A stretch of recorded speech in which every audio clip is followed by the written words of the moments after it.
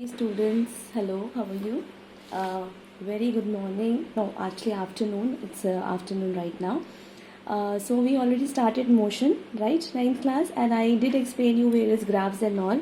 So today, during this chapter, we are going to discuss few points, some questions I'm giving you, so that you can write answers. But before I give you that questionnaire, I want to explain the answers. Okay? So this video is about explanation, so that later you can complete your question answers of those questions. Okay, let's start then. Okay children, now see from this chapter, what is motion? I already told you change in position of object with respect to time and background or a reference point is known as motion. We said the object to be in motion. Now difference between distance and displacement. So distance is the total length of the path traveled by an object, and displacement is the shortest distance between the final point and the initial point of the object. Then an object has moved, can it have zero displacement? Give example. So of course it can have zero. Example I did give you. Suppose an object moves, for example, an object moves on a, suppose this is the track. Okay, object starts from here, moves and comes back. So the motion is there, but the object is coming back to the same point. So displacement will be zero, although distance is not zero. And other example is you're going to school from your home, and then you're going back to your home from school. The total displacement will be zero, but distance will not be zero. Okay. Now then there is a question. These are also given the NCERT. If you've read it, you will understand. The farmer moves along the boundary of a square field of side 10 meter. Okay, in 40 seconds. So now this question can be done in two ways. Okay, so you draw a square, case 1, and then case 2. Case 2 also is square only. Farmer is moving along the square. So case 1 we will assume the object farmer is here, okay, at the corner, and case 2 will assume farmer is here at the center point. In both the cases answer will be different, so you have to do both the cases. 10 minutes in 40 seconds. What will be the magnitude of displacement of the farmer at the end of 2 minutes and 20 seconds from the initial position? Now 2 minutes time is given, 2 minutes and 20 seconds. Okay, so he is taking how much time? 10 minutes, 10 meter. Side is 10 meter. Side is 10 meter in 40 seconds. So one complete round, a farmer moves along the, I'll read. A farmer moves along the boundary of a square field of side 10 meter in 40 seconds. So in 40 seconds he completes one round from here to here, 40 seconds. From here to wapas back to this point, he takes 40 seconds to cover. Okay, now children, you see how much time is there, how many seconds are there in 2 minutes and 20 seconds. So 2 minutes means 2 into 60 seconds plus 20 seconds more. Okay, so this will be 120 plus 20, so 140 seconds. For one round there is 40 seconds. Okay, that means 40 seconds one round. So 140 seconds, how many rounds? 1 by 40 into 140. If you know unitary method, you will know how to solve it. So this is 14 by 4, which is 7 by 2, 3.5. Okay, so 3 rounds and half. 3 rounds, complete rounds and half round. So you see, case 1, 1 round, 2 round, 3 round, complete and half round will be here. So the farmer will reach here finally. So what will be displacement? Diagonal will be displacement. So here the displacement is equal to root 10 square plus 10 square. Pythagoras theorem you all know. So 10 root 2 will be meter, will be the answer. But here you see 3.5 rounds matlab 1 round, 2 round, 3 round and 4 half round. Okay, 1 round, 2 round, 3 round, and this is half. Finally he reaches here. So what will be the displacement? This line is the displacement. So displacement here in this case will be 10 meters.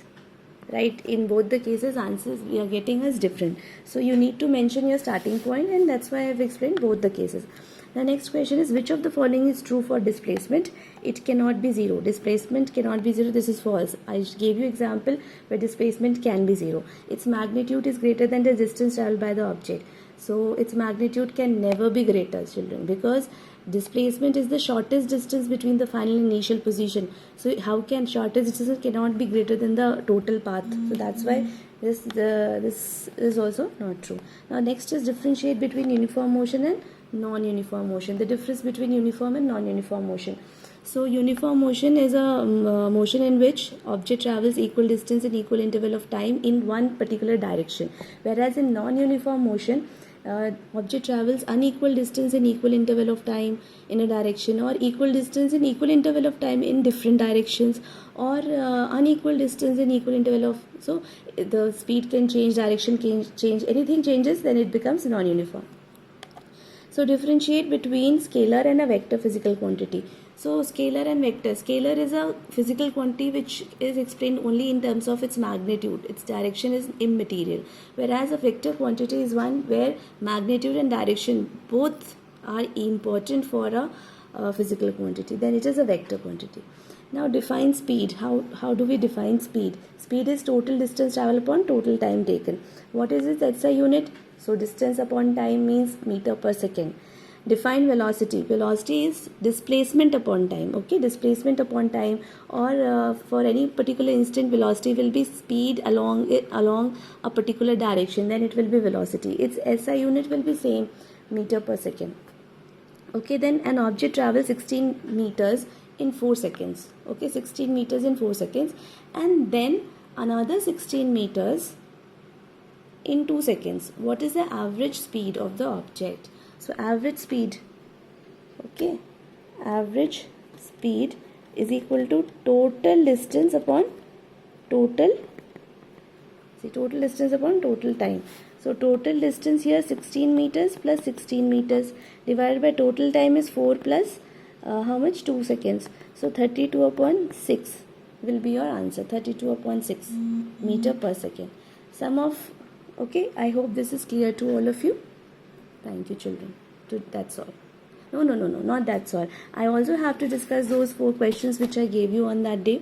So here are the question. Raj travels 10 km towards north. Okay, so I'll draw this diagram.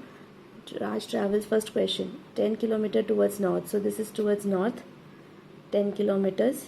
Then he takes a left turn. So he takes a left turn and moves 5 kilometer. Okay, 5 kilometer. Again takes a left turn. So from here, if he takes left turn, he will come here 5 kilometer. What is his displacement? Distance will be 10 plus 5 plus 5, 20. But displacement will be this distance. Okay, now what is this distance? This is 5, this is 5. So this will be 5 root 2. If you know how to use Pythagoras theorem, this will be 5 root 2. Magnitude of displacement they ask, so no need to tell the direction. Direction, you see, if you see direction, it is north will be here, east will be here, west will be here. So it is northwest. Okay, between these two it is northwest. Okay, then Radha is standing. Next question was Radha is standing at the corner of a square. So if Radha is standing at the corner of a square, of side 10 meters, she starts walking along the square and completes 5 rounds. What is her distance and displacement? Distance, okay, corner of a square of side 10 meters. So perimeter will be 40 and 5 complete rounds. 40 into 5, 200 meters will be the distance. But displacement will be 0 because her starting point and end point is same. Then the next question was Ram is standing at the corner of a square, okay, of side 5 meter, and he starts running along the square. What will be his distance or displacement after completing 3.5 rounds? This question is exactly what we did now, only the differences of side is of 5 meters. So he is standing, so see, now Ram is standing at the corner. I'll draw. Here is a square 5 meter. He is standing here at the corner. He completes 3.5 rounds. So 1 round, 2 round, 3 round, and then half round he reaches here. This will be displacement. Okay, distance will be 3 into the perimeter distance. Distance will be 3 into perimeter will be what? 5 into 4. Okay, so 3 into 5 into 4 is 20, 60 meters. But displacement, for displacement you need Pythagoras theorem, so you will get 5 root 2. I hope you all know how to use Pythagoras theorem. Then fourth question, Ram is standing at the point B as given. So he is standing here, okay, below, and he runs along a square in anti-clockwise direction. So he is running this way and reaches point G. Find his displacement. Reaches point G. He reaches here. This is the midpoint. This is the midpoint. This is the midpoint. So if this total is A, suppose this much distance will be A by 2. If this total is A, this much distance will be A by 2. Right? Then you can use Pythagoras theorem. So you will get under root A by 2 square plus A by 2 square, which will be A by 2 root 2. This much will be answer for displacement. Okay, and his distance from here to here, it is A by 2. This is A, this is A, this is A by 2. So A plus A, 2A, and these two A, so 3A. Distance will be 3A, displacement will be A by 2 root 2. Okay, thank you children. That's all for today.